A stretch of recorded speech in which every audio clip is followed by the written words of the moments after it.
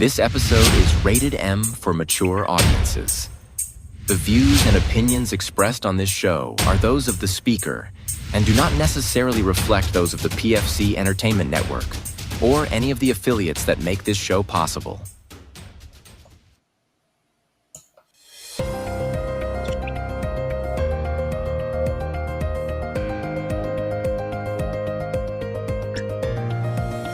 This is the Pure Fury Creations Entertainment Network.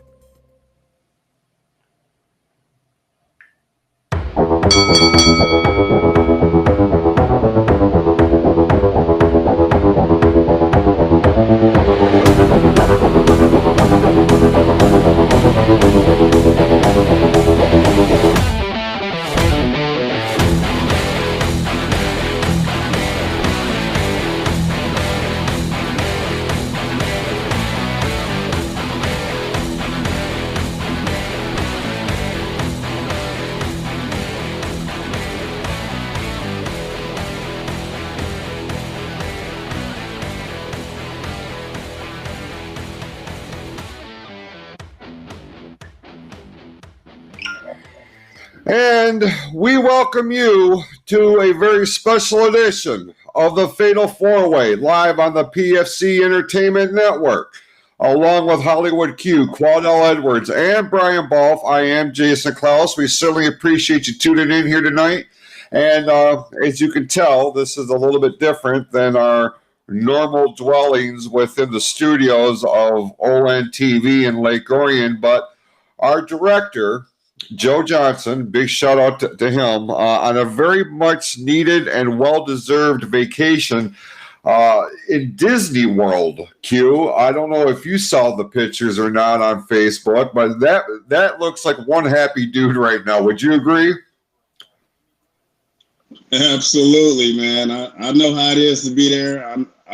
I've had many times at Disney World with the family. Man, he's having a blast, and I'm glad for him, man. Yeah, if anybody deserves it, it's him. So we're going to do things here on the platforms of the PFC Entertainment Network. We are simulcasting over Facebook, YouTube, and of course our distributor here at Riverside.fm. In just a moment, I am going to be posting a link on the Facebook feed that if you want to be on the show with us, you're going to click that link, and it will bring you into our virtual waiting room. I hit a button, boom, you're on the show with us. Or you can correspond with us through the traditional live chat features on both Facebook and YouTube. Kind of pulling the curtain back a little bit, you know, we do this every Tuesday night with the Sports Reel podcast with our colleagues on Tim Sheridan and Eric Mendel, and we had something of a lagging issue with Facebook on Tuesday night.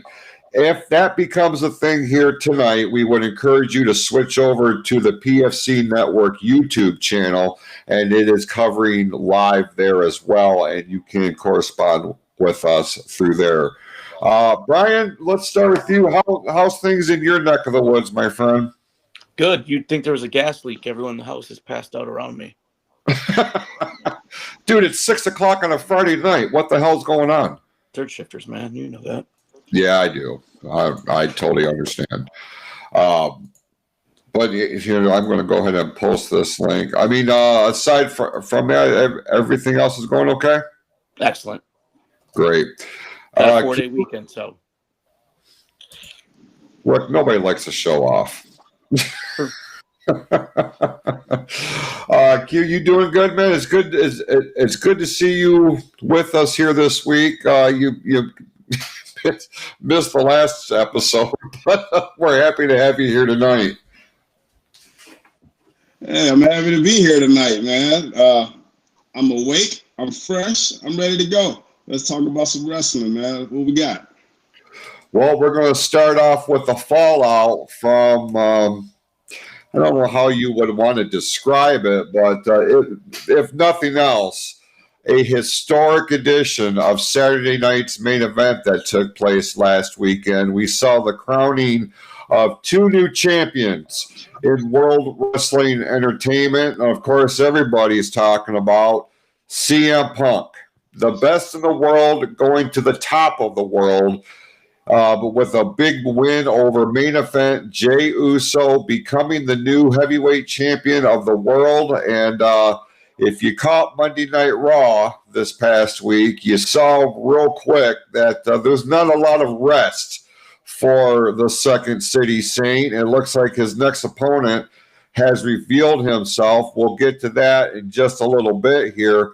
But also on that card that took place in Salt Lake City, Utah, we saw Jade Cargill become the new WWE Women's Champion. Kind of an upset victory, in my view, over Tiffany Stratton. Before we look at the rest of the card here, of the two title changes, Brian, we'll start with you. Was one more surprising than the other?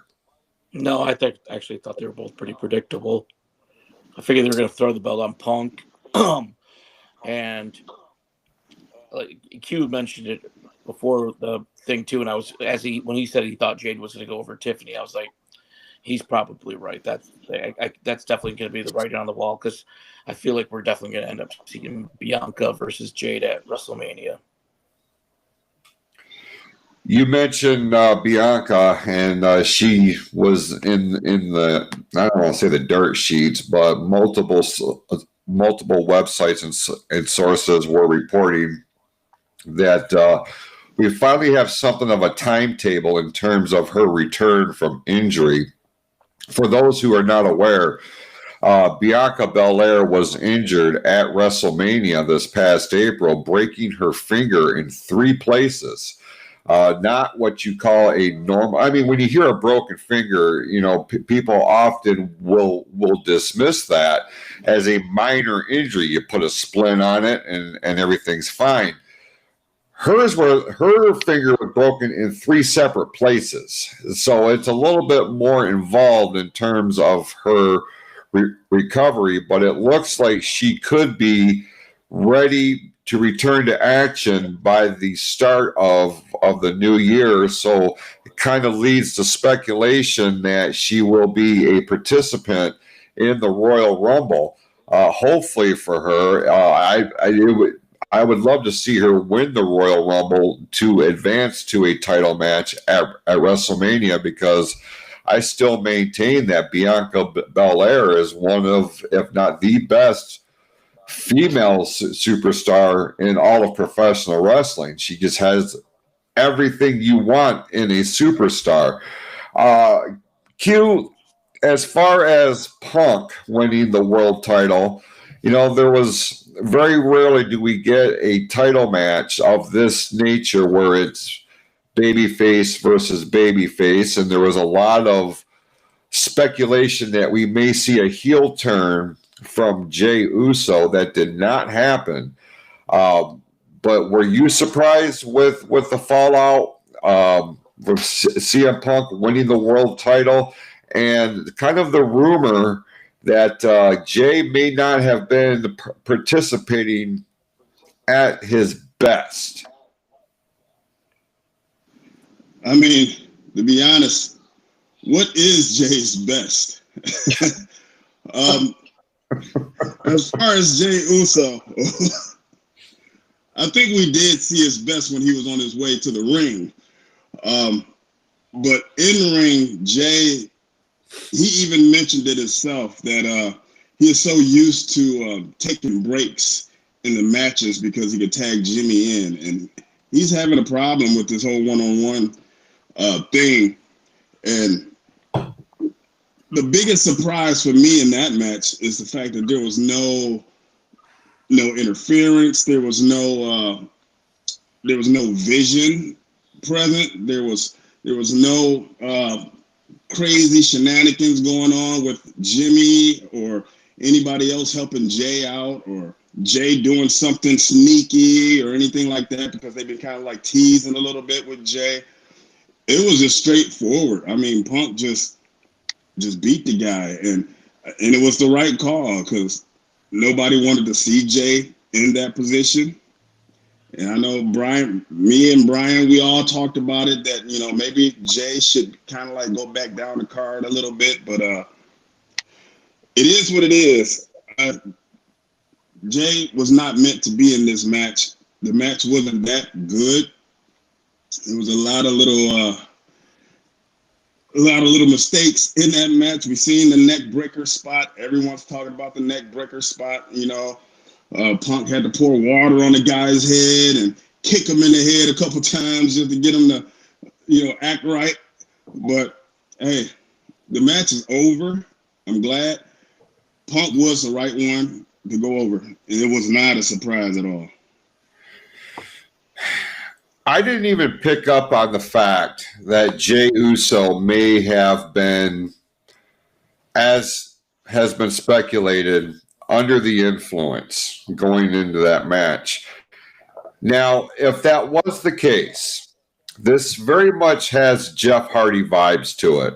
Is when he was with TNA. And like they called an audible as the match was going into the ring because Jeff Hardy was completely fucked up in that match. Like he could barely walk to the ring.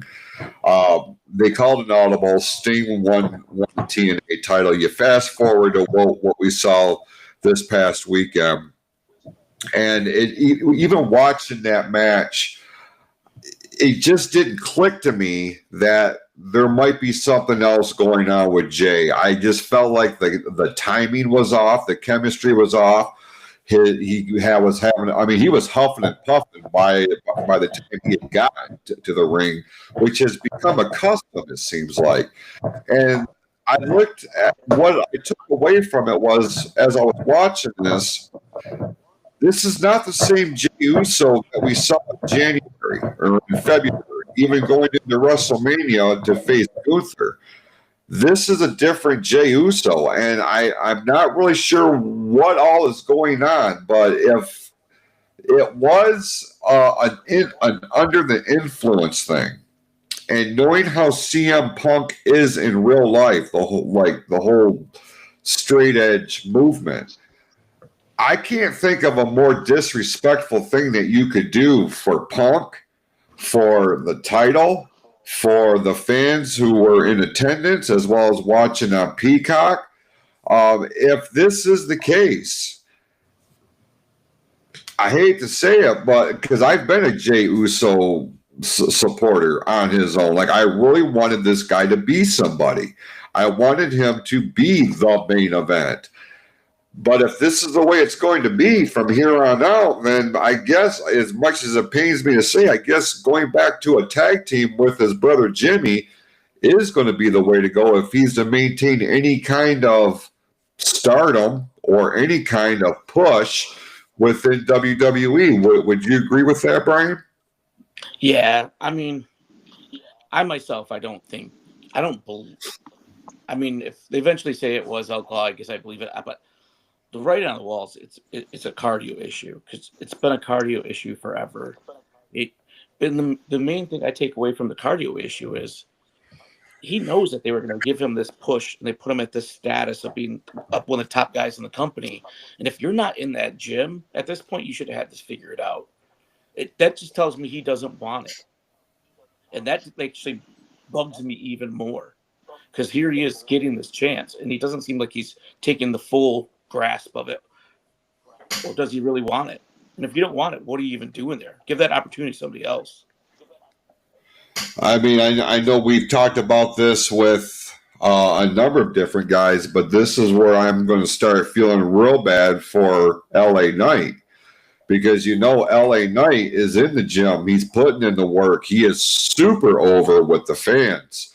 And even when they were, doing this battle royal to determine who was going to face Punk to fill the vacancy of the world title, I was hoping it was going to be LA Knight. I felt like he and Punk would have just naturally had a better one-on-one match. The botched neckbreaker spot and Punk just kicking him right square. It's right square in the head, and that's when I thought, I was like, oh shit, there was something behind that kick. I didn't even take into consideration the bottle of water trying to snap him out of The what water was. is what got me. When I saw the water, I was like, that's something's up. Yeah, well, it didn't do much good because it wasn't. That match wasn't as long as it probably should have been, and then Punk, you can tell if you've been watching CM Punk for any length of time, you kind of pick up on his body language. You know when something's not firing, and he wears his emotions on his sleeve, man. There is no doubt he was getting incredibly frustrated. And even when the match was over, like I was so happy that it looked like he was finally going to have a run with the world title. But there was just something about his whole presentation where I felt like he was kind of taken a little bit out of it. And that makes me sad for him because he really has been putting in the work since coming back to WWE a couple of years ago, and especially after the debacle that he was a part of when he was working for Tony Khan in All Elite Wrestling. So now Punk actually gets a run with the world title. It's going to be interesting to see how this moves forward, especially as we head into the Survivor Series. But before we get to all that, let's take a look at the other matches that took place on Saturday night's main event. We saw Cody Rhodes retain the WWE Championship over Drew McIntyre. We kind of seen that one coming, as much as the commentators were trying to tell the narrative that McIntyre does stand a chance. If you've been paying any attention whatsoever, you just kind of felt like Drew was a filler on this card, and that pisses me off unto itself because this is a guy who should be the WWE champion. He should have been WWE champion a couple of times over at this point. I feel like that match was a huge letdown with all the build that we got from that. From like when he kicked Cody's head through the announcement table and stuff. I felt like we were gonna hit this big matchup, and that wasn't the payoff I was expecting. No, I wasn't expecting Rhodes to lose the title. Like I was hoping he would, but I wasn't expecting him to. And I feel like right now, Q, especially with as much how do I want to say this politically speaking? Criticism, I guess, of the way the booking is going right now in WWE, to throw a wrench in the works, having Drew McIntyre, the ultimate heel, sneak one over on Cody Rhodes and actually winning the title would have done wonders to shake up what we're seeing on the shows. Would you agree with that? Oh, absolutely. I think Drew has been miscast, man, because he's one of the top heels, in my opinion. I rather would have seen, in the past, McIntyre been in Seth Rollins' spot, with Braun Breaker. Instead of Rollins being in charge of the vision, McIntyre. He's more reliable. He's always there. I mean, he has a brand new contract. He's fresh.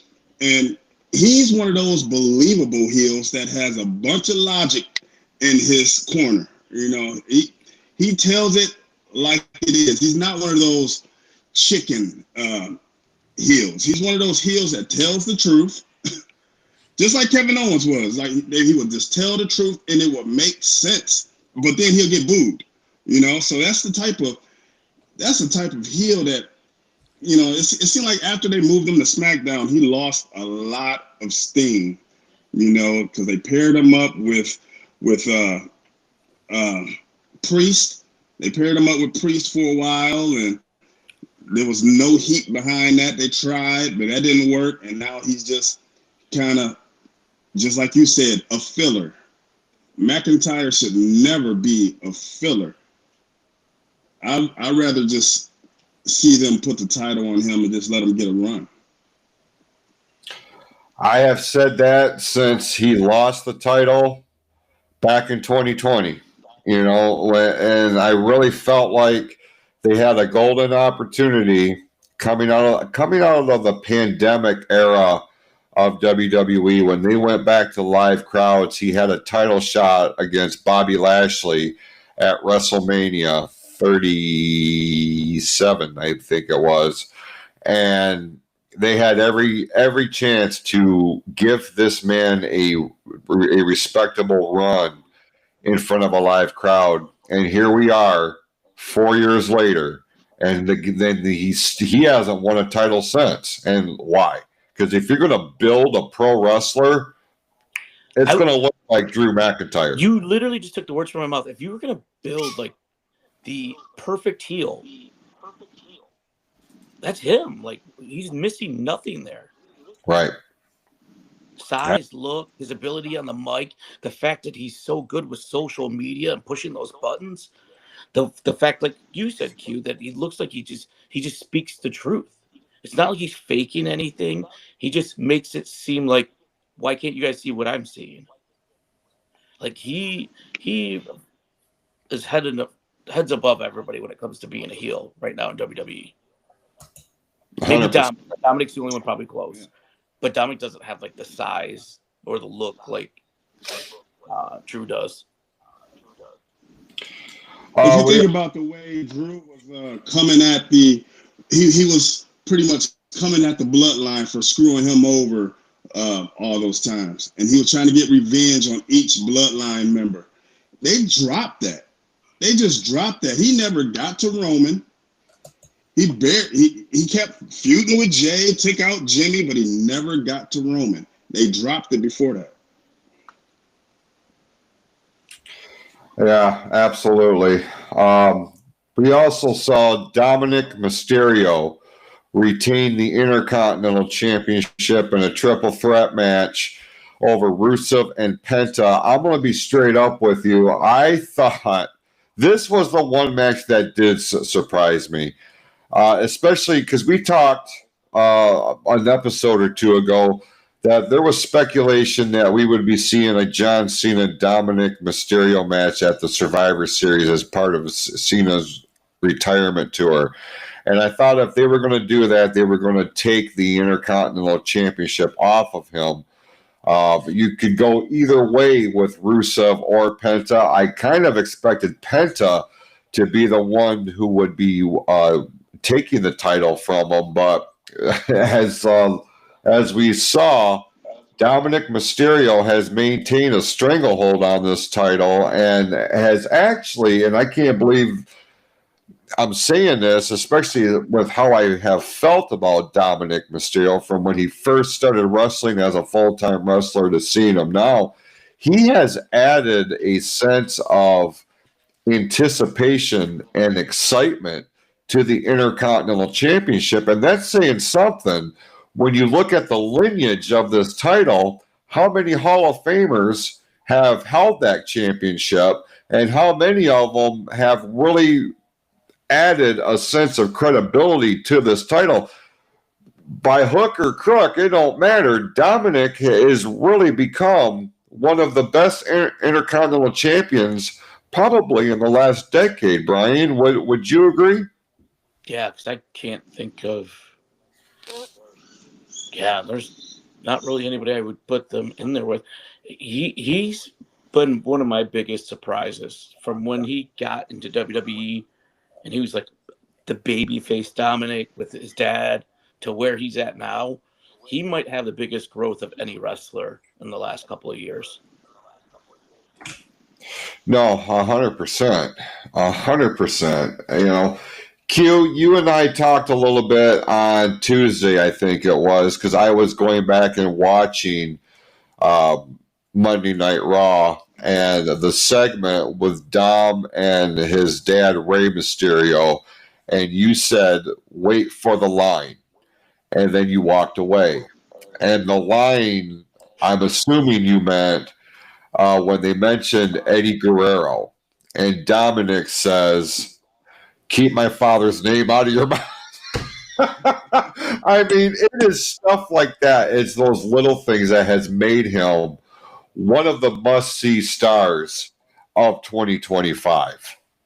He's got to be like the Undertaker's one of his favorites because the way he keeps kayfabe, you see him on podcasts and everything, and he sticks with that shit that that Eddie's his dad and deadbeat Ray when they're at other things like they don't sit by each other and stuff like that. Like he's all about keeping kayfabe. For real, he really is. He has gotten so good, way better than I thought he was going to be. I thought this dude would have been done in 2 years. The one thing I miss and I want to see is, man, it sucks because I just want to see how proud Ray is of Dominic and what he's done, and we just can't see it yet. Like they won't, like they can't reveal that. But man, Ray's got to be just like loving every minute of this. How great Dominic is doing. Oh yeah, he's got to be. He's got to be beaming. You almost could see a little bit of a smile on his face when he ended up winning that AAA title. Mm-hmm. I was like, yeah, man. Especially the AAA title, because I mean that championship, like that is a historic for luchadors. Very, very. And to see the kind of response that Dominic has gotten since winning the title, I was real worried that they were just going to keep that underneath everything and not put the kind of spotlight and prestige that title does come with. But man, they've done an amazing job making sure that it is still very much respected. You know what I mean? And that's saying something because a year or two ago, that wouldn't have been a thing showing up on WWE programming like that. Your takeaway on Dominic, Q? What are you feeling like here? I agree 100% with everything you guys have been saying. Dominic is the one that's keeping the Judgment Day alive, really, like character-wise. I mean, all of the stuff that he's doing. He's the only guy, really, the only guy that can get away with doing a Eddie Guerrero gimmick. I mean, nobody else. I mean, we see all of these luchadors, all of these guys doing the Three Amigos and frog splashes. Nobody else can do the gimmick like Dominic. Dominic is the perfect guy. He got the mullet, the mustache, everything, man. He's got it going on. And just like Brian was saying, he keeps kayfabe. I remember watching, I think it was Sheamus workout channel. He's got the Celtic Warrior workouts. And he had Dominic on there one time. And the entire time, Dominic is like playing pranks on Sheamus and messing with him and staying in character the entire show. I mean, and I believe it was one of Sheamus's highest viewed episodes. Like Dominic, he's becoming more of a draw because people want to see this guy. He's getting the mega star chance now. It's almost time to turn him babyface because, I mean, you're about to put Ray in there. Now it's almost like babyface against babyface with Ray, his dad. And imagine being the son of Rey Mysterio, and you're the one getting cheered. That's that impressive. Is very crazy. I'm glad you brought that up. That's wild to think. Absolutely. He might not actually even be in his dad's shadow already at this point. That's insane. Like I said earlier, like this is something that I would have never imagined in a million years because he lacked so much charisma and I think this is one of the things that has been very beneficial about Judgment Day. It has given him a group of people that he likes, that he respects. You know, you've got the veteran presence of Finn Balor in there, especially. We'll use him as an example. That experience has been so beneficial for Dominic, even with Ray being out with his injuries and stuff like that.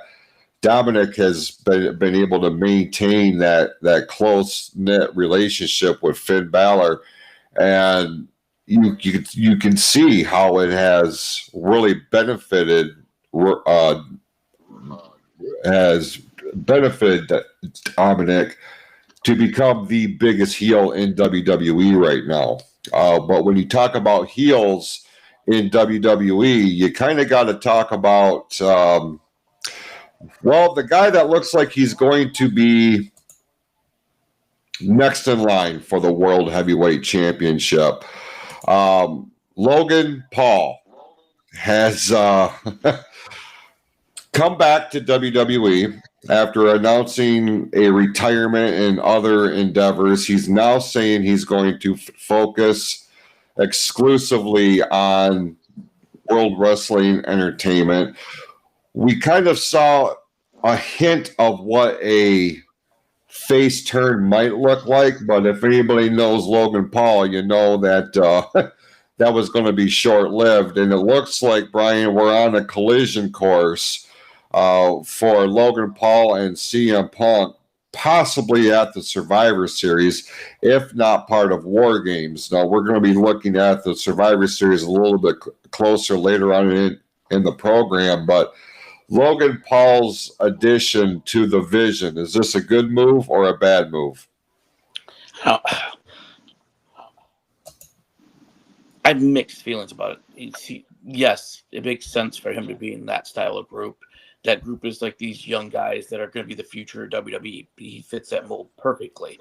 The problem with that is how many big championship caliber guys can you have there?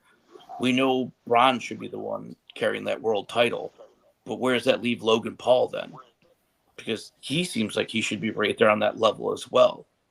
Mm-hmm. I could see you could say Bronson Reed would be like a mid card guy, and he'd be holding that mid card title, or you could get another guy in there and have him tag up with Bronson Reed, and they'd be the tag team guys. But our factions basically break down to these things. You can't have too many chiefs in the tribe.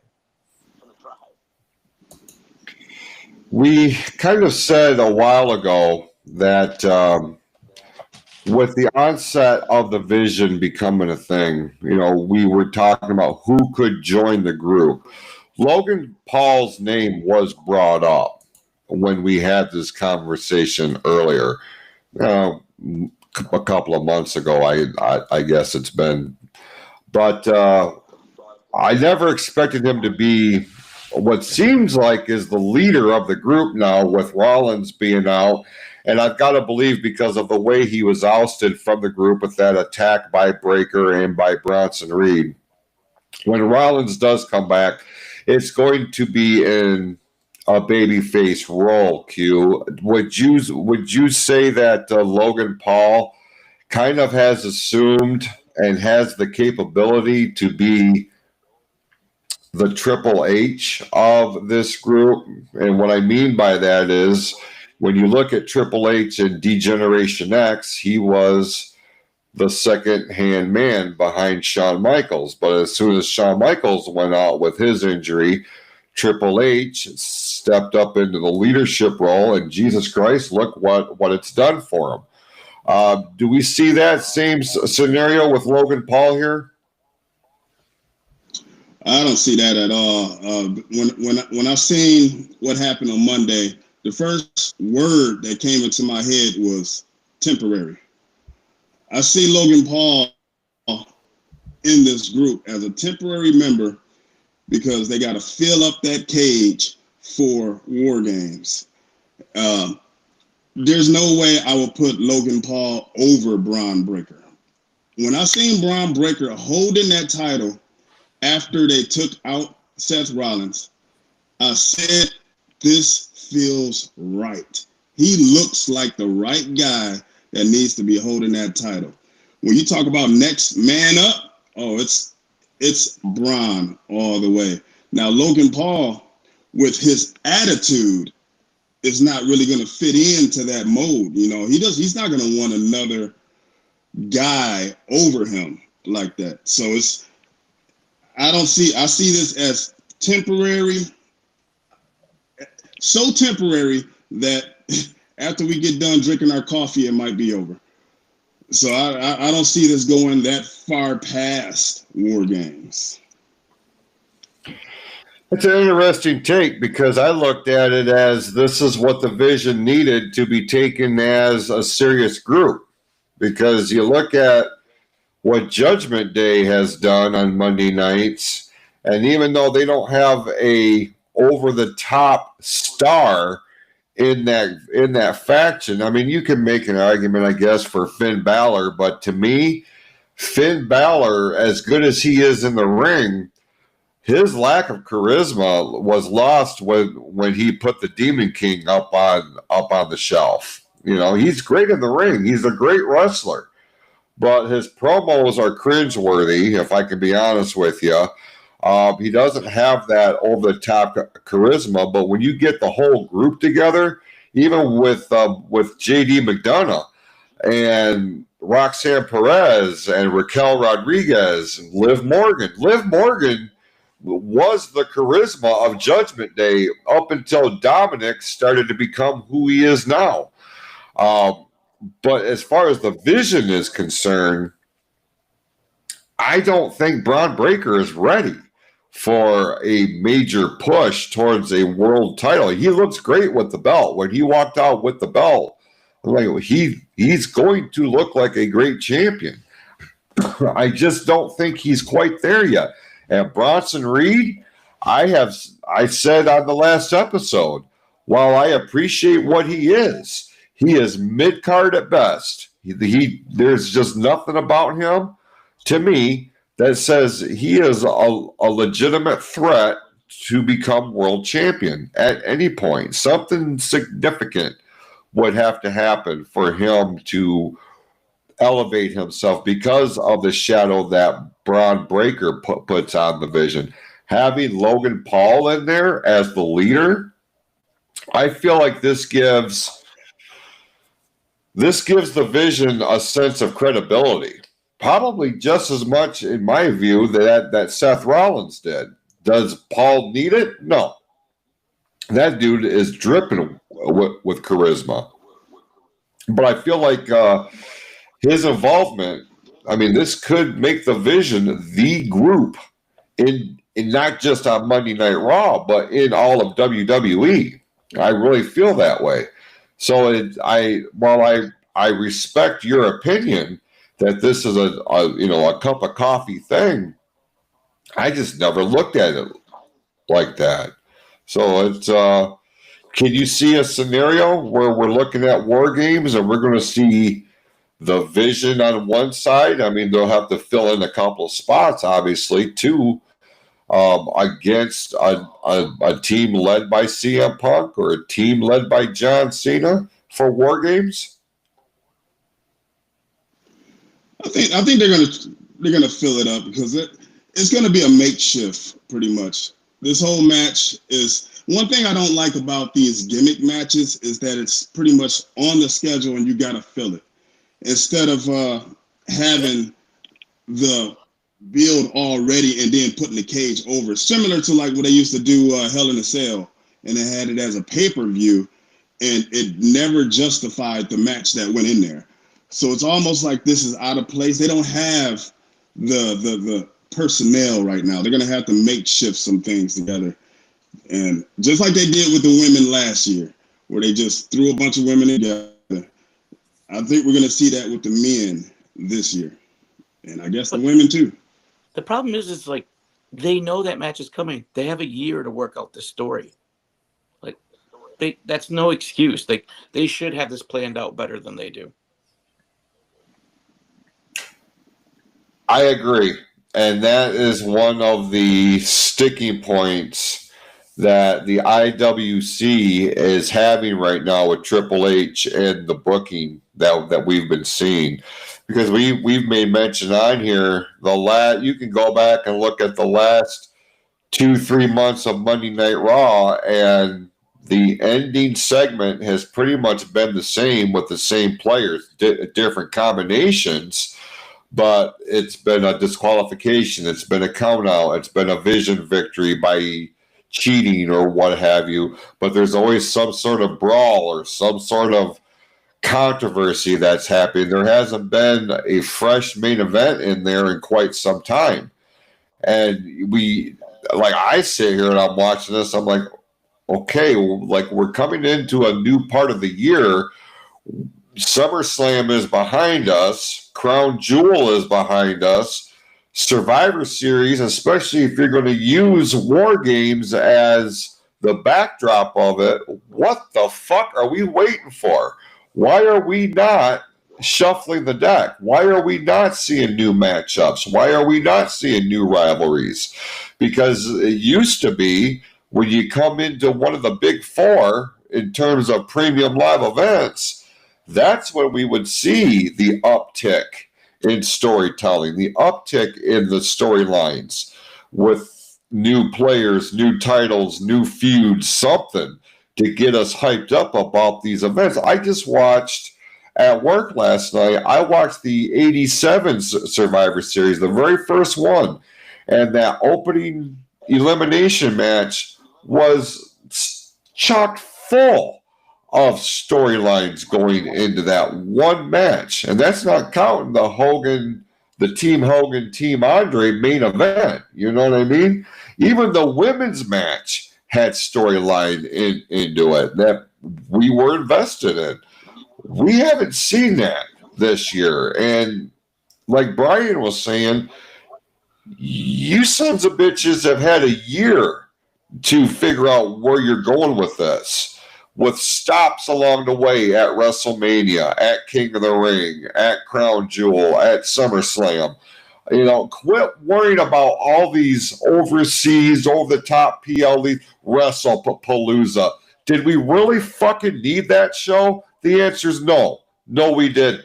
And this is where there's too many premium live events and why it is a detriment to the storytelling practices in WWE. It's incredibly frustrating as a longtime fan, because you go back to the Attitude Era, didn't matter what match was happening, there was story to it because somebody was writing the story for it, which leads us to this next segment here on the program. This is this week's edition of the 3 Count, three sources of 3 news articles that came across our radar that deserves a little spotlight. And we start with Vince Russo getting a new job in the wrestling space. Now the head writer and a financial backer for Juggalo Championship Wrestling, the hardcore or extreme pro wrestling organization that is run by Detroit's own Insane Clown Posse. And if you are a fan of the Attitude Era, you've got to believe that this is pretty much a match made in heaven with the way Vince Russo likes to write his storylines back, with WWF at that time, making the jump over to WCW in 1999, albeit probably not what we would call the most successful tenure of his career in the wrestling space. Would have a stint with TNA, but now here he is back in the wrestling business after he swore he would never. But he's now writing for Juggalo Championship Wrestling. Brian, what's your takeaway with this? I'm just wondering if we're going to see the second championship run from him.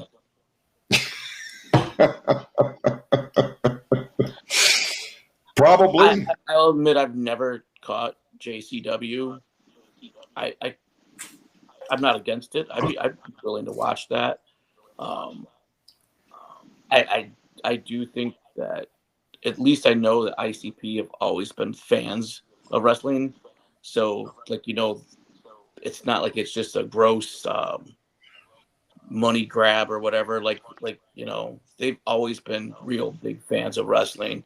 So it'd be cool. It'd be something different to watch. And like you said, I think that's a perfect fit. Like Vince Russo, perfectly fits with that Attitude Era style that they say that they have. the first of 9 episodes of JCW's YouTube show dropped this week. I cannot remember for the life of me what the show is called, but we'll find it and we will post the link on the Fatal 4-Way Facebook page. Lunacy, I think it's called. Q, you've been watching WWE for quite a while and WCW for a little bit, and I'm sure you are aware of Vince Russo's reputation in terms of his writing. I don't know how closely you follow what ICP has done in the wrestling space since launching JCW. But based on what you do know, do you see this as being a successful venture for Vince Russo? I think this will be a perfect match for him, bro. He's going to go in there and he's going to insert his attitude into the Juggalo, bro. Oh, yeah, this is all him. Listen. Vince Russo gets a lot of flack, bro. And bro, he gets a lot of flack. He gets a lot of criticism because of his style of crashed TV, as it was called back in the day. But like, I knew of Vince Russo before he became head writer for the WWE. I remember when he was writing for the magazine under a pen name of Vic Venom, and I gravitated towards his style of writing. I appreciated his raw approach to the business because it was such a contrast to what we were being presented at that time, when we had an era of WWE television that was the occupational gimmicks. You had the T.L. Hoppers, you had the Isaac Yakums, you had the Duke the Dumpster Drosy, you had the clowns, and it's like, Jesus Christ. If you don't say Repo Man, you know Sean's going to be mad. All right, Repo Man. But allowing Vince Russo a little bit of creative freedom. I'm glad you did say that, because otherwise I just would not have. But I feel like I have a lot of respect for Vince Russo. As much shit as he gets, and as polarizing as he is, I really do appreciate and respect his view of the business. I don't agree with everything. I'll be the first one to say that. There's been things that I've listened to on his podcast where I'm like, bro, you are completely out of your element here. But he's entitled to his opinion, And to see the news that he became part of JCW, and I'll be straight up, I have had no interest, zero interest in watching their product. It just isn't my thing. But because he's involved in it now, you can damn well bet your bottom dollar I'm going to at least watch that first episode that he wrote just to see what he's doing. He's getting 1 hour of my time as writer of this thing. If there's something that I can sink my teeth in, well, then I'll tune in next week, and then the week after that. But for JCW, for ICP, shit, this was a brilliant move, because whether people like Russo or not, people are talking about Juggalo Championship Wrestling that probably haven't even uttered that name out of their mouths at all. So kudos to all of you. You have my attention. So we're going to be checking that out. Another source of news that I have personally been keeping track of is this contract controversy with Andrade, and speculation of what in the hell is actually going on with this guy. was released from WWE and immediately shows up on AEW television in a pretty prominent spot, getting involved in an angle that included Kenny Omega, which is one of AEW's golden goose, if you will. But as it turns out, he hasn't been seen since then and hasn't been to any of the tapings. We were sitting here wondering why, and apparently it is because of a contract clause with WWE that is preventing him from showing up on AEW television. Traditionally, when a talent is released from WWE, they have a 90-day no-compete clause, meaning they cannot show up on any other wrestling program for 90 days after the termination of the agreement. This dude showed up literally the next week after being fired from WWE. It wasn't an amicable split. He was fired for violating the wellness program. Failed a drug test, multiple of them. But now we're finding out that it's not a 90-day no-compete clause. It is a 12-month no-compete clause. WWE had every right to sue the absolute shit out of this guy and to probably take him for just about everything that he's worth. What is your takeaway on this whole thing? Why did Andrade think that this was a good idea? Why did Tony Khan allow it? And what does this do for Andrade's career once the no-compete clause expires? This was negligence. I mean, this was, for one, this looks bad on Tony Khan in AEW, because why would you bring in a guy knowing the contract system that they have in place in WWE, knowing that this guy just got fired? Why not check and see, is it okay to bring this guy in? Oh, you're just going to say, oh, Andrade.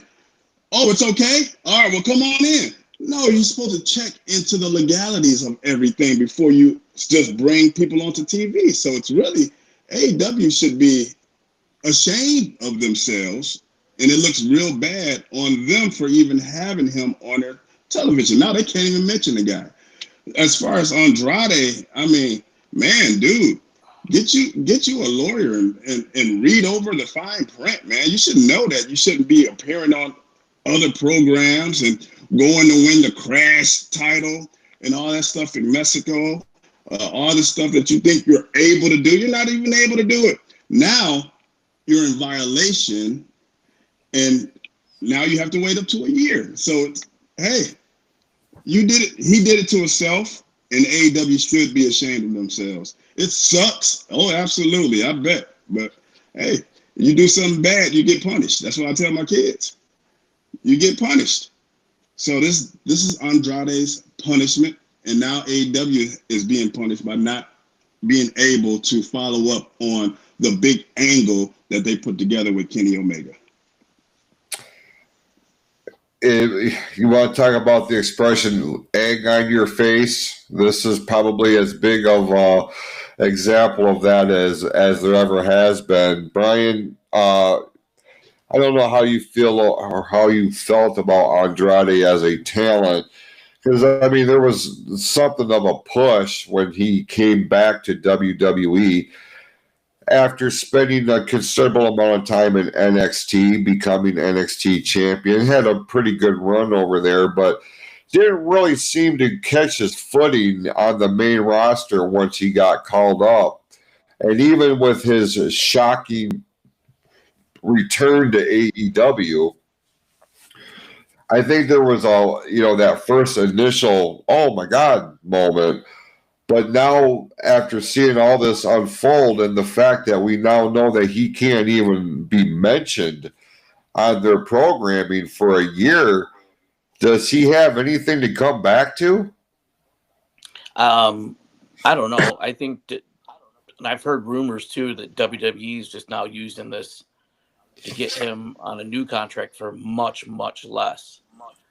And how do you not be like? Are you going to risk getting sued? Or are you just going to go along with whatever scraps that WWE's now going to give you? And as far as Andrade as a competitor, you look at him, he checks a lot of boxes. He should be a great talent, but there's just something missing there that he just never stick out. I think the other conversation from this whole thing is, how is TKO WWE getting away with these contracts? These contracts are ridiculous. Like the fact that you expect somebody not to work for a year, like that, you shouldn't be able to take away someone's right to work for that long. And the worst part of it is, you've seen Samantha Irwin. Like, if you're an announcer or like that, it's a 2-year. You have to wait a 2-year wait. Like, how do you survive on that? Especially if you're like, at least with them, they can do other things. Like she's doing music. You're a wrestler. What else are you gonna do? That's right, and that's my biggest thing is you're essentially telling a guy that he can't work within the industry that he has been making his living at. Exactly. If you're not gonna work with us, we're gonna kill your career. Right. That's what they're saying. Right. That's ridiculous.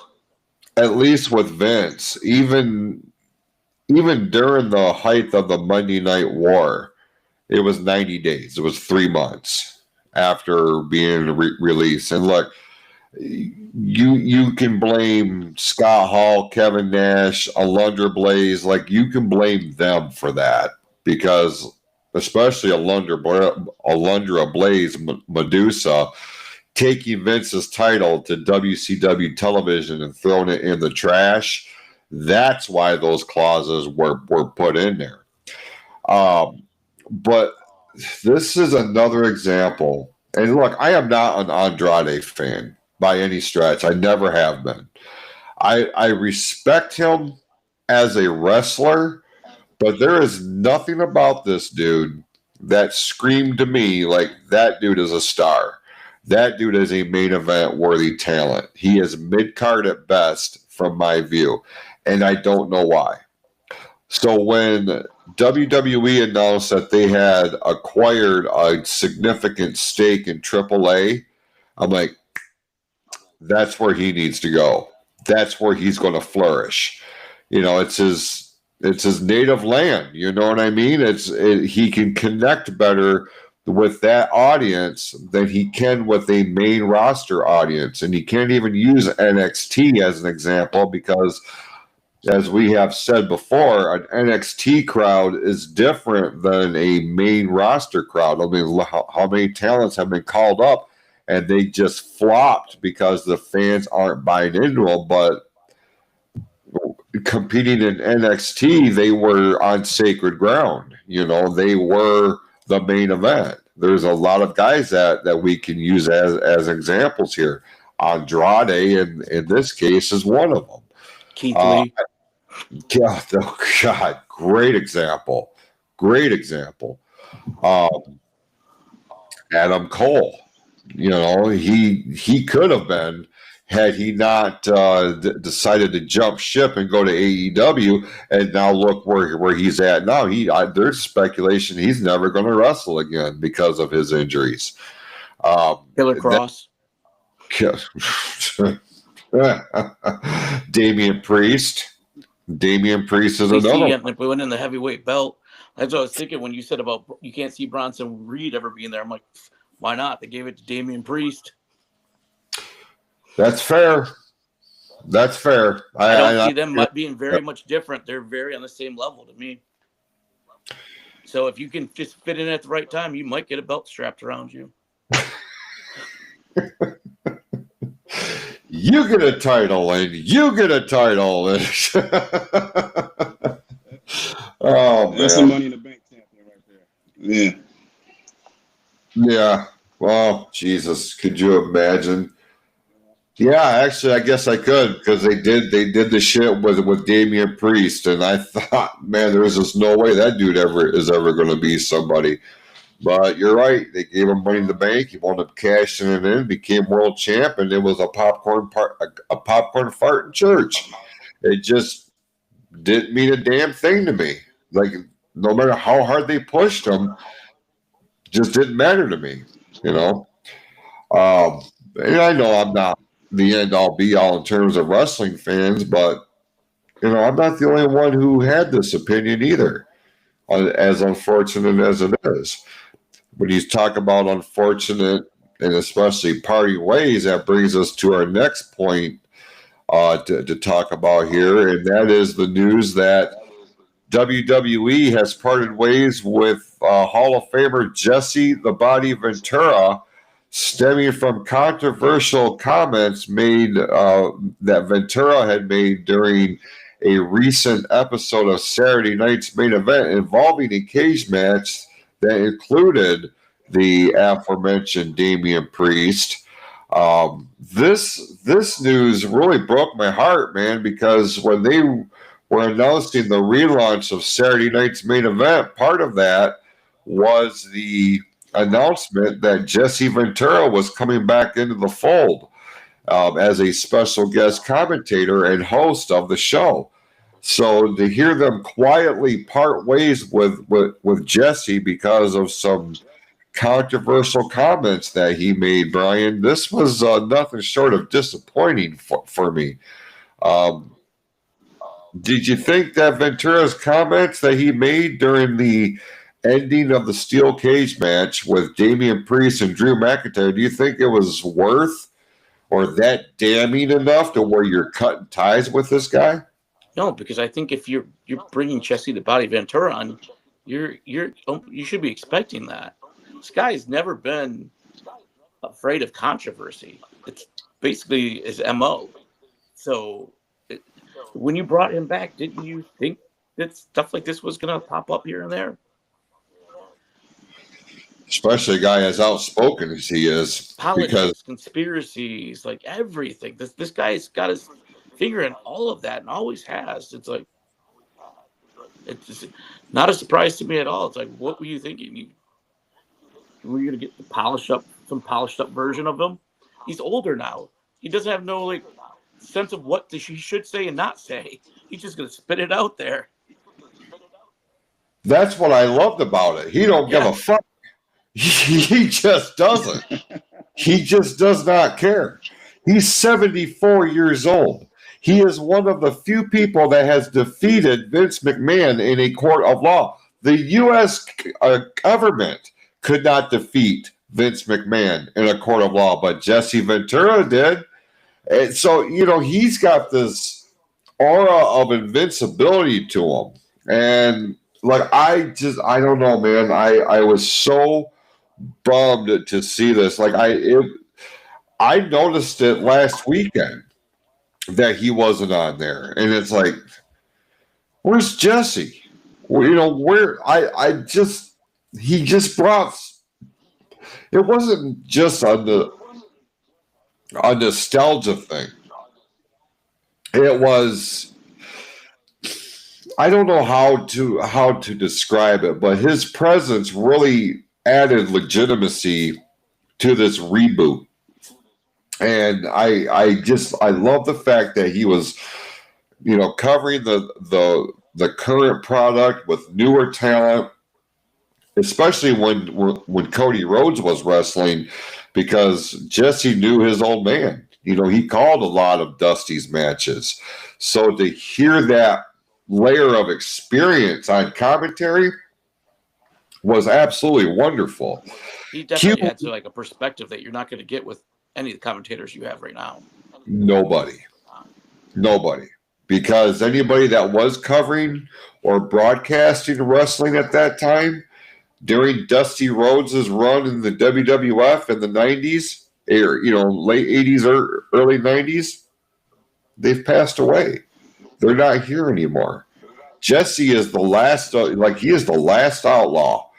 QD, does this mean anything to you? I mean, are you bummed at all that Jesse Ventura and WWE have parted ways? I really think that this is stupid. I mean, I don't even understand why. What he said was not even controversial. He Just like I was saying with Drew McIntyre, dude was speaking logic. That's it.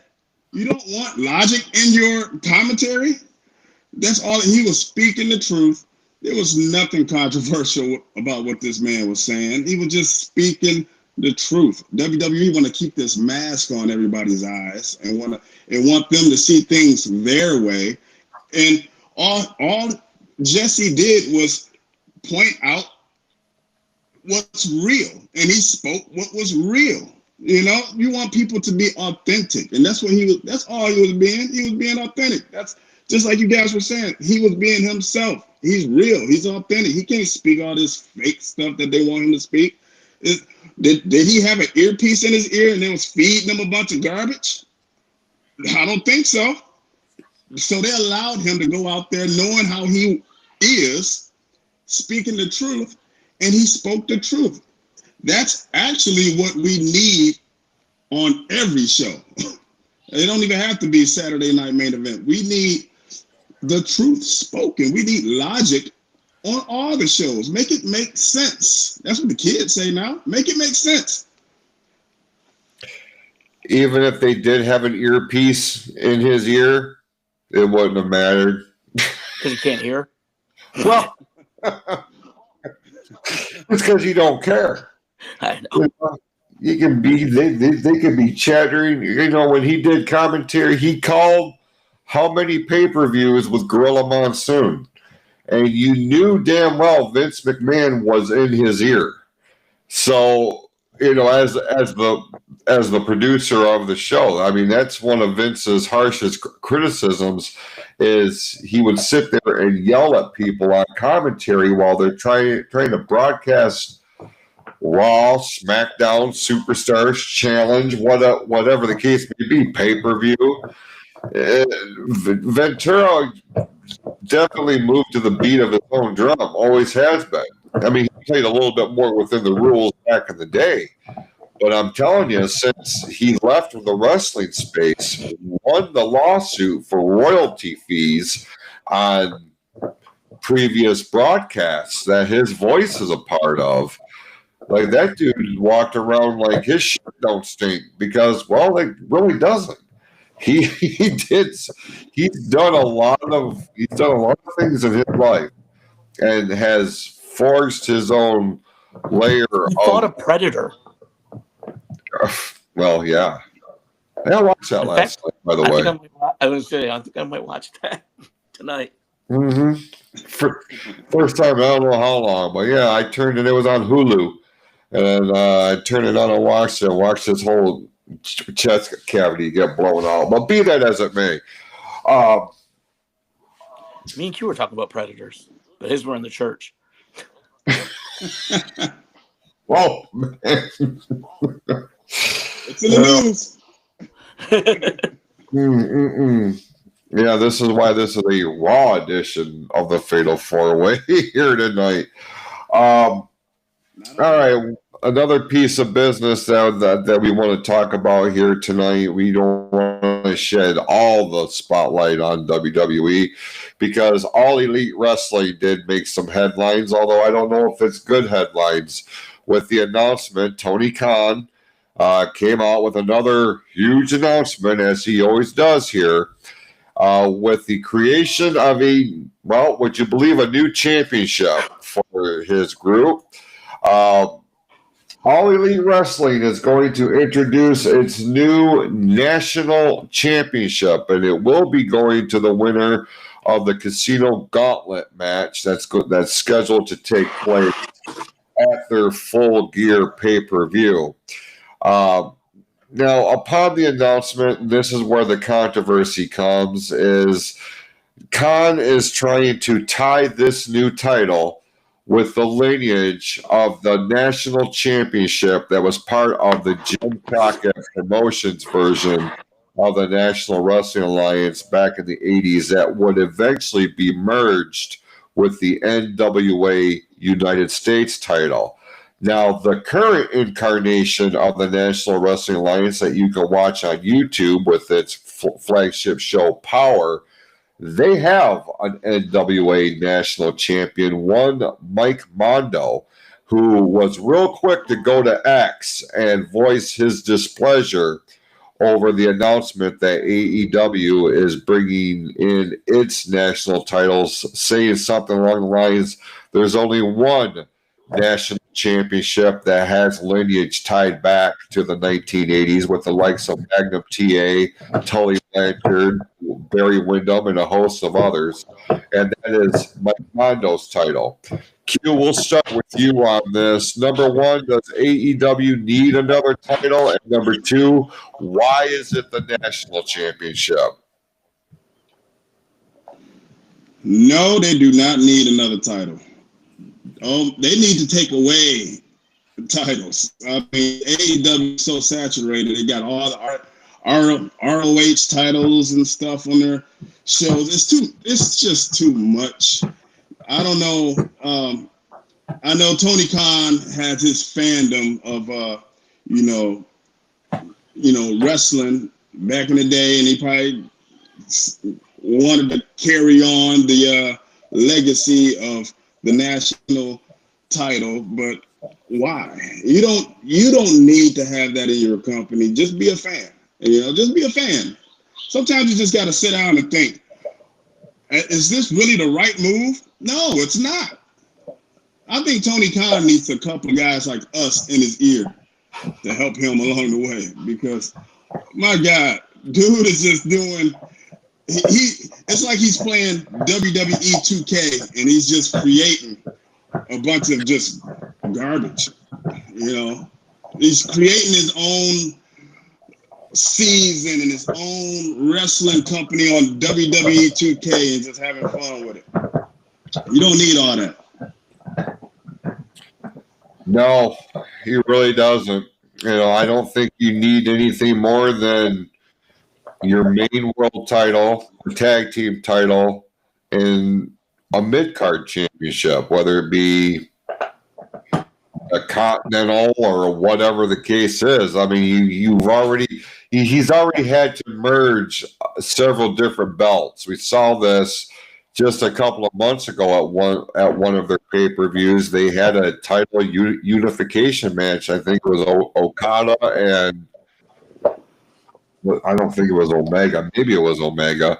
But they've already had unification matches. So what do you really need the AEW National Championship? I don't feel like number one, unless this is going to become like a YouTube exclusive or something along those lines, like you got the TBS title, you got the TNT title, you got the World Trio 6-man championship. Like, Jesus Christ, it seems like it'd be harder to find a guy who doesn't have a title than it is for a guy who actually is holding a championship right now. Brian, would you agree?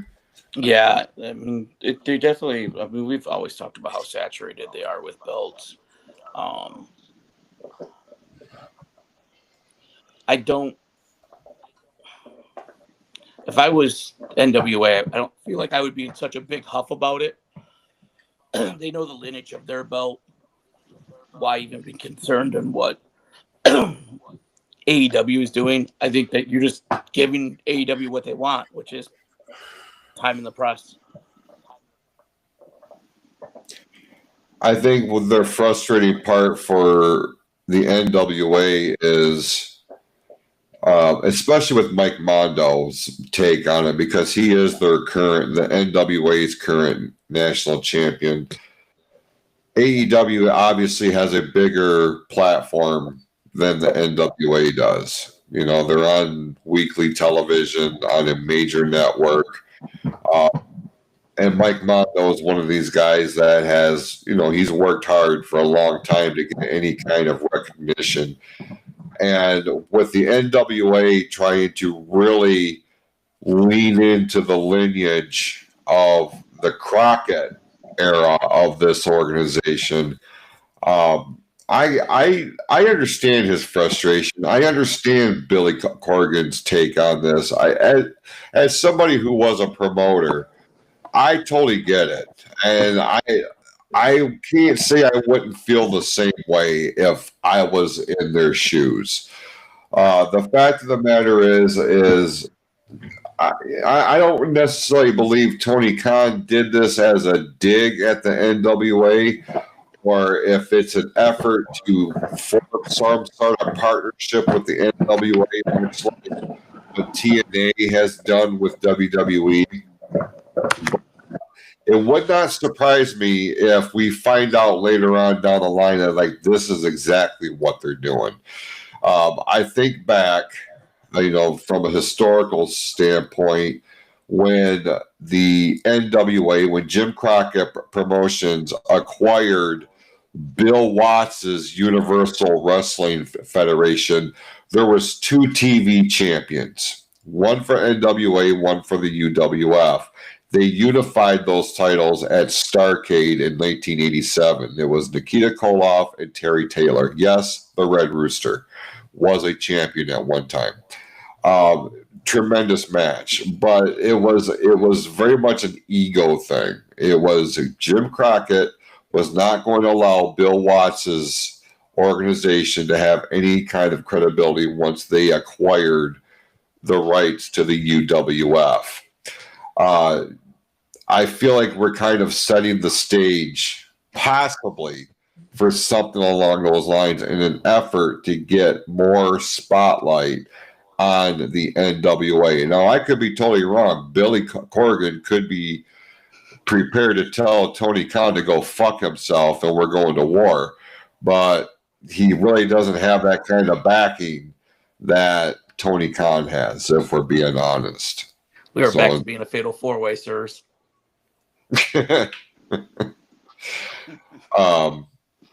So I don't know. Just my take on that. I found that to be very interesting. Of all things that you're going to call a title, you're going to call it the national title, and then try to incorporate the lineage for a title that's already in existence. See, that's the bitch move on Tony Khan's part, if I can be honest with you, in my view. But they really didn't need it at all. Really didn't need it at all. If you think about, look at Mercedes has how many titles? She's walking around with about 10 titles. How many titles do you need on this show? It's just way. You know what? It makes it not even special. I remember winning a title, whether it's the Intercontinental Mid-Card title or a world title. It was a special thing. In AEW, they have so many titles that it's not even special. If you don't have a title, then you're just garbage. Speaking of titles, we did forget to mention that Chelsea Green and Ethan Page just won the AAA mixed tag titles. Yes, they did. And I was very happy to see that for Chelsea Green. That's 2 very comedic people to put together. For sure. And I'm sorry that I failed to mention that, especially when Q brings up Mercedes Moné. I cut something of a promo about her, a couple of weeks ago here on the program. And I'm even more annoyed about this bitch because she's already got 13 titles. Tony Khan is putting her in a situation where it appears she's going to win her 14th one over another indie promotion, another indie championship. Now, Ultimo Dragon, the famous Japanese wrestler, had, I think at one time, 12 championships, 12 world titles at one time. Cruiserweight, super middleweight, like all the lower tiered belts. This adds to my argument that I had about Mercedes Moné not being nearly as good as she says she is, and that her shit is just being padded. She changed her Twitter handle to Ultimo Moné. Oh, and I've seen that. Did you? Yeah, I've seen that. I'm like, okay, you totally outed yourself, you stupid bitch. And I just cannot with this chick, man. She's not that good. She's not even good to look at. She's just there. She's the right bitch at the right place, and the right place is up Tony Khan's ass, and it drives me nuts because she's demonstrating what is wrong with that contingent of the wrestling space. Like you guys were saying earlier, it makes no sense. It makes 0 sense, and you're putting a really bad spotlight on that whole genre of wrestling fan. They have better women talent there anyways. Like, you have Tony Storm. Like, why are you not focusing on somebody like actually people could follow? Like, even the people I know that like AEW do not like Mercedes Moné. No. I think they just paid all this money, so they feel like they're obligated to. That's it. It's to justify the means. If we were talking about Tony Storm with this, her having 13 titles, I could buy that better because she's actually a decent worker. She actually garners my attention. She has it. Mercedes Moné, Sasha Banks does not. I don't know what people think is so special. I would rather see Becky Lynch have all these titles than a Mercedes Moné. And anybody knows how I feel about Becky Lynch knows that that's a damning statement. But that's where I'm at with it. I just can't. I just cannot with Mercedes Moné. She's just not good. She's not good. Period. End of story. And I want to bring to your attention that Mercedes Moné just beat the TNT. She just set the TNT record, the TNT title record. She took the record from Jade Cargill. Now WWE put the title on Jade Cargill. Coincidence?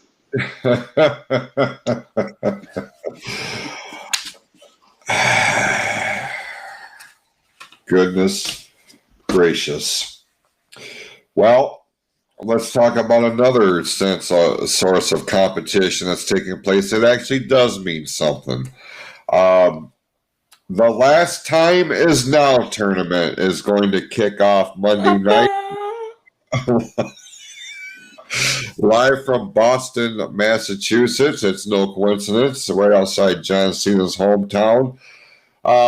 We've sat here for weeks, for months, trying to figure out who is going to be John Cena's last opponent on December the 13th in Washington, D.C. At the conclusion of this Last Time Is Now world tour that Cena's been on, his retirement tour. Well, they're going to have a tournament, and the winner of the 16-man single elimination tournament will earn the right to face Cena at Saturday night's main event on December the 13th. We got 2 matches announced so far in this that were drawn on Monday Night Raw. We're going to see, I believe, 2 more drawn here tonight, later on SmackDown tonight on the USA Network. But we're going to see Monday, we're going to see Shinsuke Nakamura go one-on-one with Sheamus. That's going to be a tremendous match. And Rusev is going to be taking on Damian Priest. Now, I've got to believe this is going to be a win for Rusev. Sheamus is going to find a way to advance over Nakamura. Of these 2 matches so far, Sheamus and Nakamura, I would like to have seen them later on in the tournament, maybe in a semifinal bracket or something like that. But they've done a lot of teases that there could be non-WWE guys that are going to be involved in this thing. Obviously, the IWC is going to flock to the likes of Chris Jericho and Adam Copeland. But I feel like we're going to be seeing a lot of TNA talent that are going to be included in this. I could see Joe Hendry being called up. I could see Moose. Change his name. And he appears, right? I could see Moose being involved in this. I could see the Hardy Boys being involved in this. But there's still that underlying rumblings that Gunther could be a part of this thing and could wind up winning this whole thing. Brian, would you be okay if it was Gunther? Or if not, if you had the book, who would you put as Cena's last opponent? Gunther is for the tournament. I'm down like two people. Like I'd like to see what it's Gunther and Obafemi. It's a good one. Told me, I wouldn't be mad with Dominic either. But the thing is with Dominic, I feel like if they did that match, I feel like they would have had Cena won that match just so he could have got the IC title. And I feel like Cena's going to put somebody over in his last match, just like Kurt Angle did with him. What I would love to see is have Kurt Angle there for this last one. Not to wrestle, obviously, but just for the history part of it. To be a guest commentator or something like that. Have him there. Have him walk out before that, shake his hand, sit at the desk. It'd be great. It'd be a cool moment. Certainly would be. Q, if it's not Gunther, do you see anybody outside of WWE? And then that does include NXT as well because they're under the umbrella. Do we see Chris Jericho? Because, I mean, I know everybody's been real quick to say Copeland's contract is not up until sometime in 26. Jericho's contract status keeps going back and forth. It's early 2026. It's late 2025. Do we see the return of Y2J as a part of this thing? I don't think so. Even if we do, I don't think he would be the right opponent for John Cena at this stage, at his advanced age. But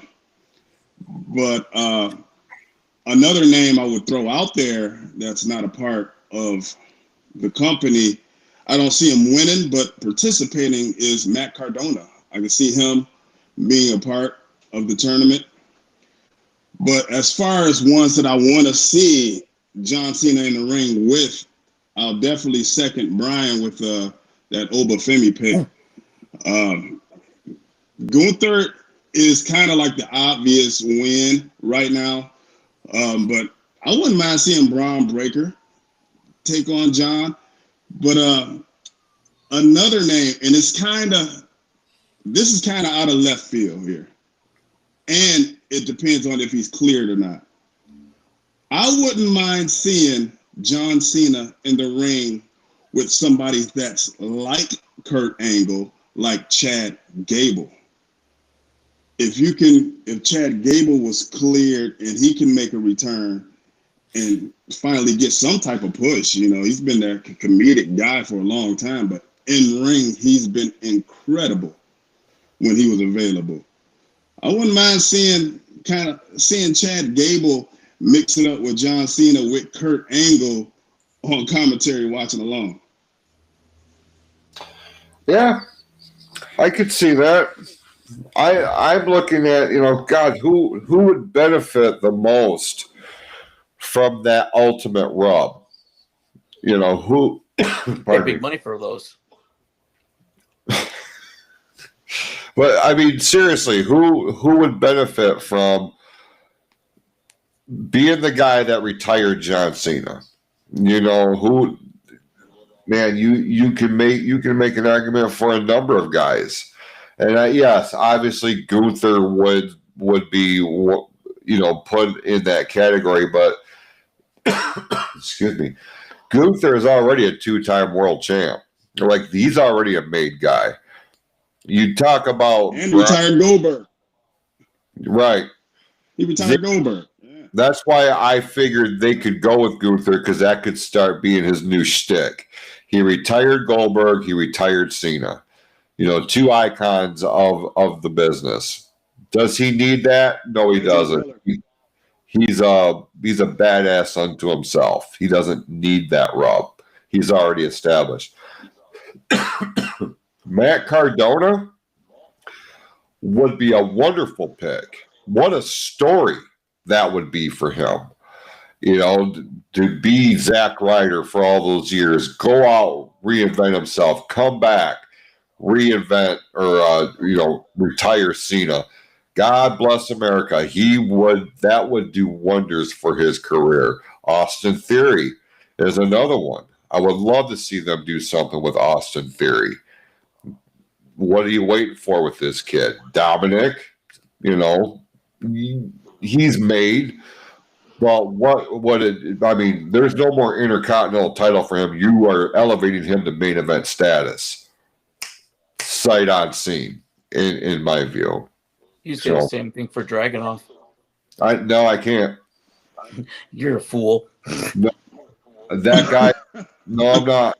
That guy does not have it. Dude, his matches with Gunther, 1,000%. Some of the best matches I've seen. Dragunov. He has the ability to make people look better than they are. I'll grant you that. But I just don't feel like he has got the kind of it factor that he could capitalize on being that guy. Like, okay, I was surprised he came back and won the United States title. Kudos. But I just don't feel, I don't know, there's something missing in his presentation, his physical presentation. I'm like, nothing about him stands out. I forget who that is. Is that Kaiser? Like, who the fuck is that? You know what I mean? Like, that's how I look at him. And I get I'm probably in the minority on that, but I look at that personally. If it was Dragunov, I would put that in the same realm as Baron Corbin retiring Kurt Angle. Just not the right guy. Nothing against him, just not the right guy. I could see it, but it definitely wouldn't be my first pick. Honestly, I feel like for me, my favorite, I think, would be my number one choice right now is Obafemi. Because I think there's no better way to bring him to the main roster than that. That I could agree with. 100%. Unfortunately, he's going to have to go through a tournament, though, as well to do this. So you're going to see little bits and pieces. Right. Now, Obafemi, I'll ask both you guys this. Does he have what it takes to become a rare exception where an NXT call-up to the main roster actually flourishes on Raw or SmackDown?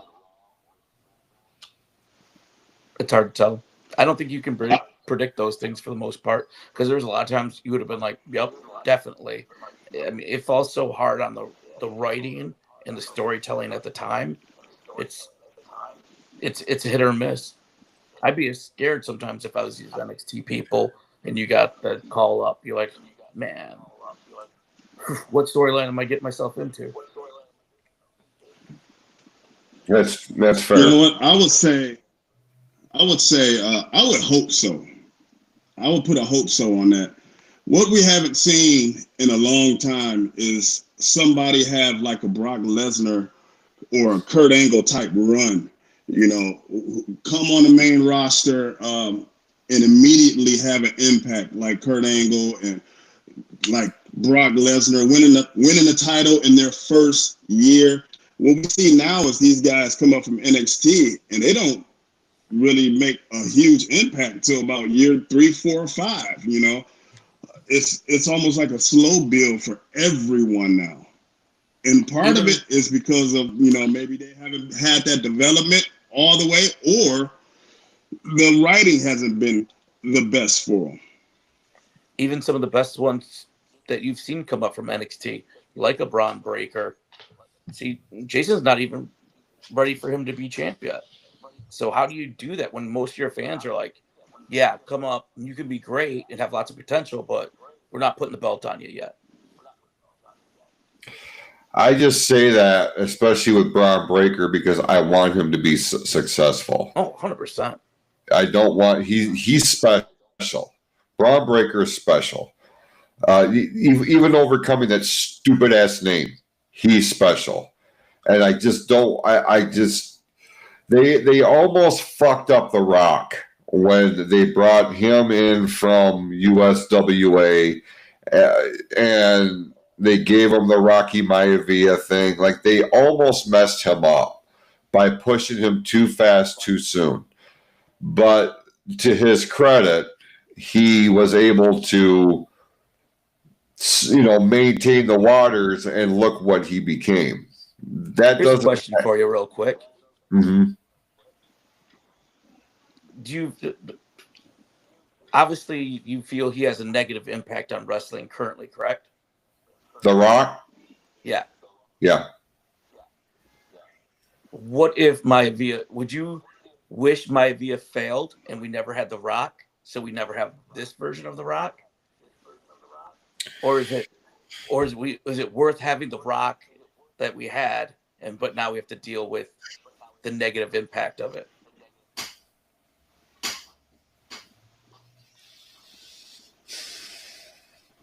Okay. Because he was a star at the time. We had many stars. So if he was taken away, it might not have made that big of an impact. But man, he's one of the greatest when he was there. But look what he's doing now. I can honestly tell you that if you removed the Rock character out of history, it wouldn't change that much. You had Stone Cold, you had Undertaker, you had so many people there at that time. Like I said, I mean, I loved some of his segments. They were great, but he was one-dimensional. He was a catchphrase, by and large.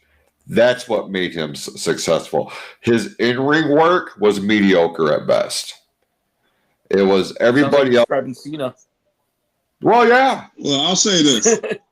Hogan. I'll say that The Rock back then is what LA Knight is now. But they put the title on him. They won't put the title on LA Knight. Like, if you don't put the title on The Rock, all you got is an LA Knight of the Attitude Era. He got the fans. He's got the fans. He's always going to be over. He just don't have the title. Speaking of LA Knight, as a sidebar, I watched this thing, and it's a few years old now. Magic for Humans with Tillman. Nope. God, The fuck I'm guys blanking on it. Yeah, me too. it's some magician. All over Netflix. LA Knight was on there with Joey Ryan. Justin Willman. Thank you, Willman. And I wasn't far off. I knew it was something else. But I seen him on there with Joey Ryan, and I was like, done.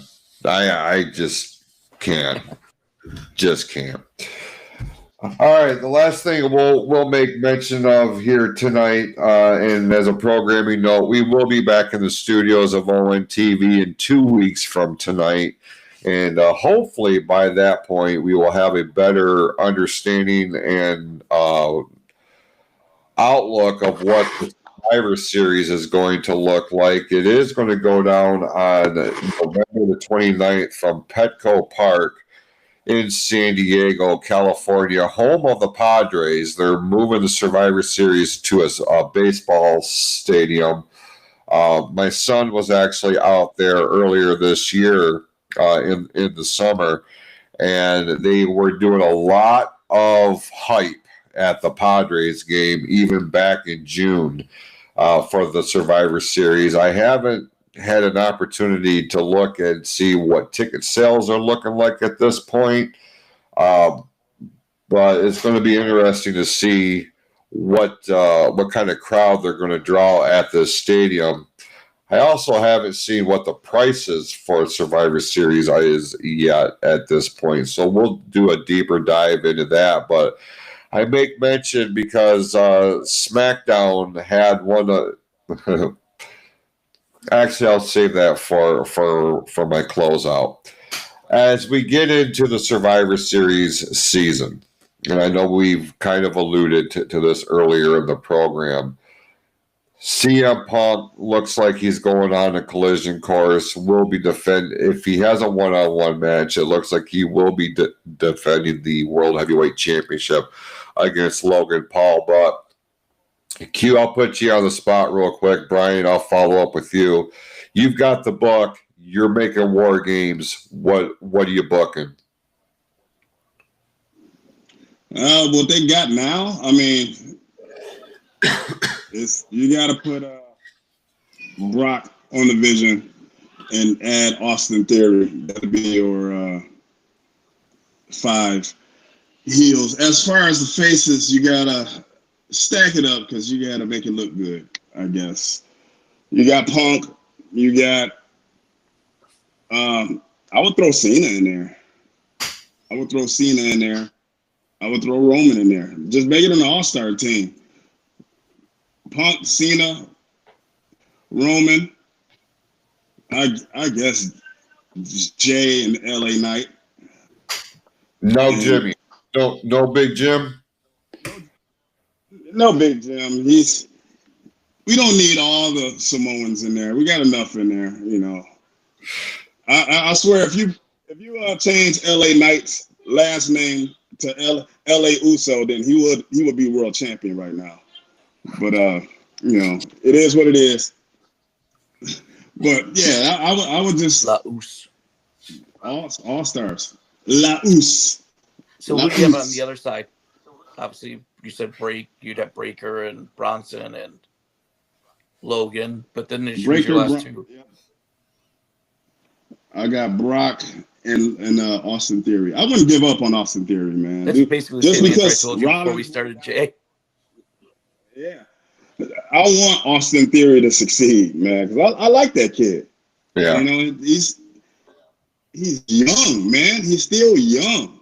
You got a good chance with him, and he looks like $1 million. I mean, use him. So yeah, I would throw him in there. He's got history with Cena too, so might not be good history, but he's got history with Cena. So you know, throw him in there. Let him swim. Let him try to swim. I could appreciate that, Brian. Do you share that sentiment, or would you change anything? I would change it completely. I mean, that's what I think they're going with, but if the only storyline that makes sense for it is we do the War Games as not the main attractions, and you still have your CM Punk versus Logan and whoever Cody's going to fight and stuff like that. And I would do, for the men's War Games, I would do NXT versus TNA if I had the book. It makes the most sense storyline. We've seen it over and over again. They've did invasions. Like, let's do the best of NXT versus the best of TNA. I absolutely love that idea. And then we just do our championship matches.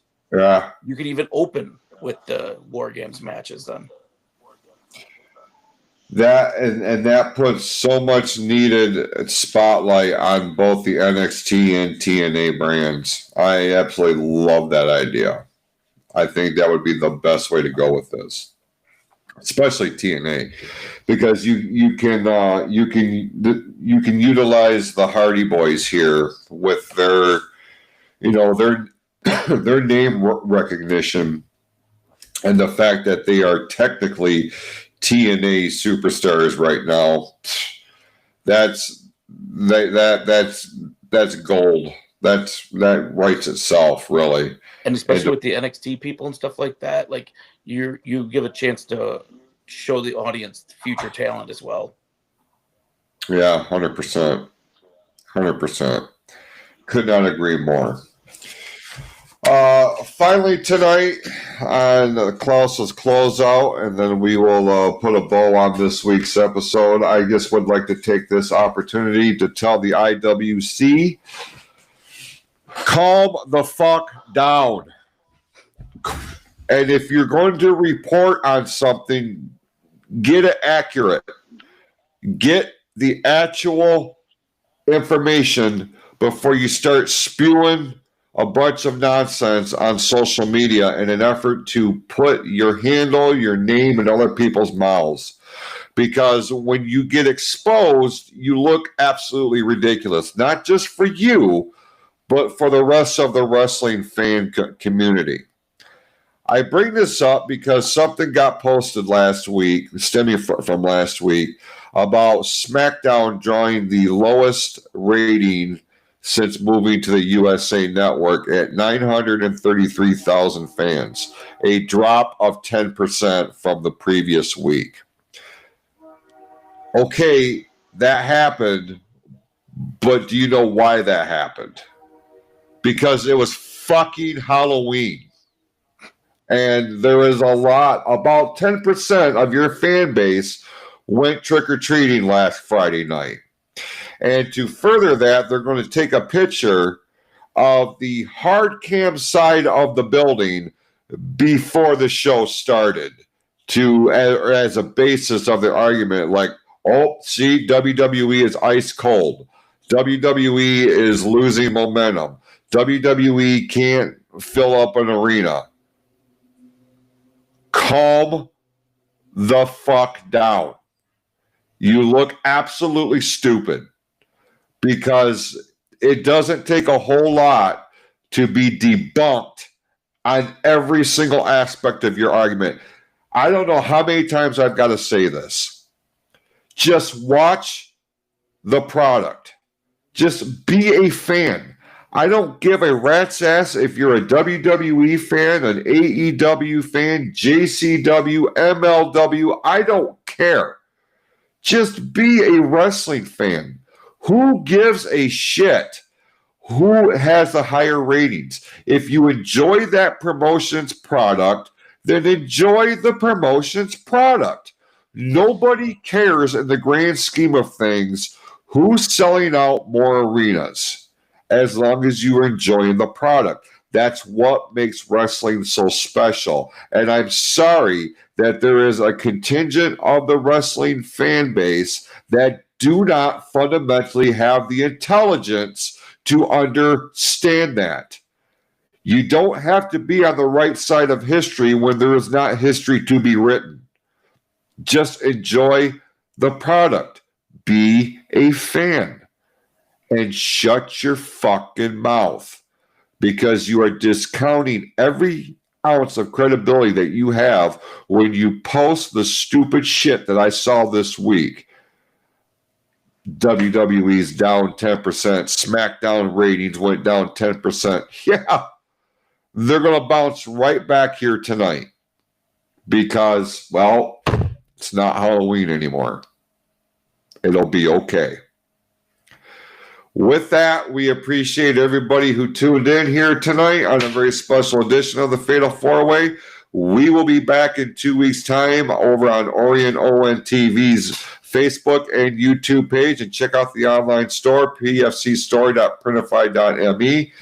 For Brian Bolf and Hollywood Q, Quadell Edwards, I am Jason Clouse. Go out, be awesome to yourselves and to each other, and we'll see you next time right here on the Fatal 4-Way. Here on the PFC Entertainment Network.